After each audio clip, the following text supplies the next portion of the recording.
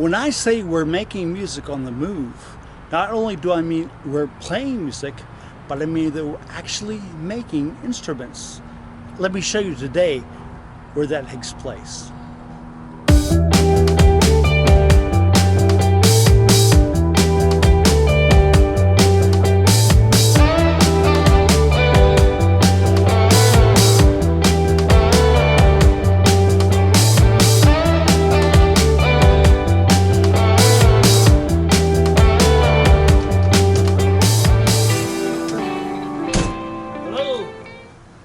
Some of you may be wondering where I make these instruments since we travel in an RV.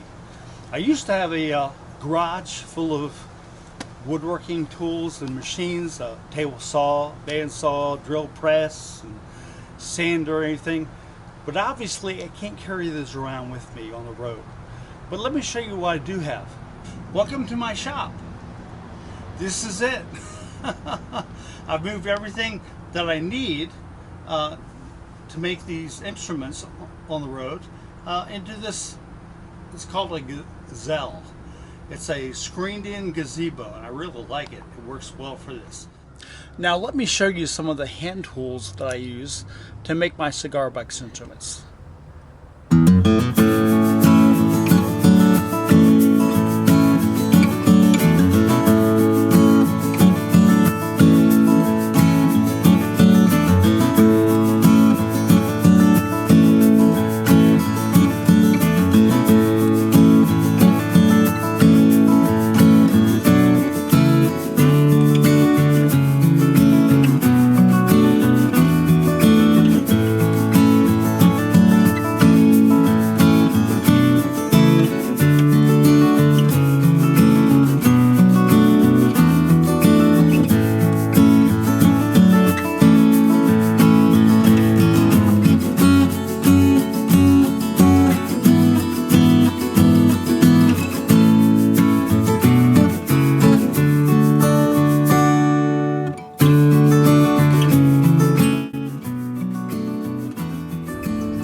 Now I have three power tools that I use. They're not the big machines, but they're a little bit smaller version of them, and they do make my life a lot easier. Fortunately, they're small enough that I can carry around. I use the sander quite often for smoothing things up, for rounding edges. Comes in quite handy. This chop saw has taken the place of my table saw. I can move it around. I take it off the stand actually to transport it, but I use it for cutting various lengths for the necks. I also use it with a jig that I've made for cutting scarf joints to put the back angle on our headstocks, and for cutting the fretting slots for the fingerboards. This jigsaw has come in very handy as far as cutting the widths of my fingerboards and the necks. If I want a different neck, a little slimmer, I can bring them down with this. So what I use is actually this gazebo, screened gazebo, and it looks kind of closed in. The sides are detachable, which means if it rains, it actually keeps the water from going inside and getting everything wet. But if I need some airflow, they're easy. I just unhook here,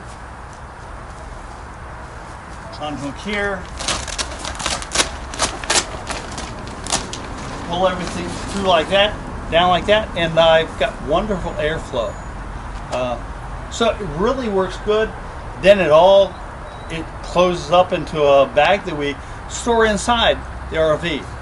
It takes a little longer to take down, but I can put it up in about a minute. It really just pops up and the sides pop out. Then I just stake the ground outside, put these guys, and it's stayed up through some pretty heavy winds actually, so it's working really well for what I need. Obviously I can't carry a lot of the wood or cigar boxes with me, but I carry small bits. Where I get them, anywhere we are, within a pretty short distance, I'll find a Lowe's. So my necks actually come from Lowe's, and then I just go to the wood trim department and I pick up some 1.5 by 1/2 inch pieces of wood for that. I can also get thin pieces for fingerboard from there. The cigar box is just about any cigar store. If you go in, they've got a back room filled with empty boxes that they let go pretty cheap. But let me show you where I store them.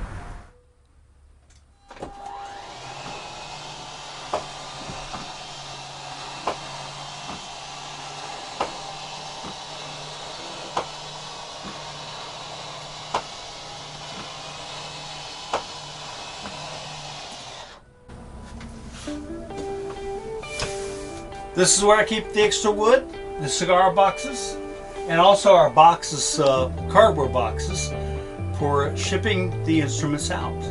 So it's all right here. We took the mattress out. We didn't use it. I mean, Thor says this motorhome sleeps 8, but actually it only sleeps 2, and a dog. So we had the extra space, and I needed a place to put my boxes, my extra wood. So everything travels up here and stays here until I need it. And then I take it out and start building stuff with it. Here's one almost ready to go. Here's some blanks. Here's a neck ready to go. Now you know. A little bit later, I'll show you how I actually put them together and craft them. So until next time, if you like this video, subscribe, give it a thumbs up, and we'll see you as we're making music and memories on the booth.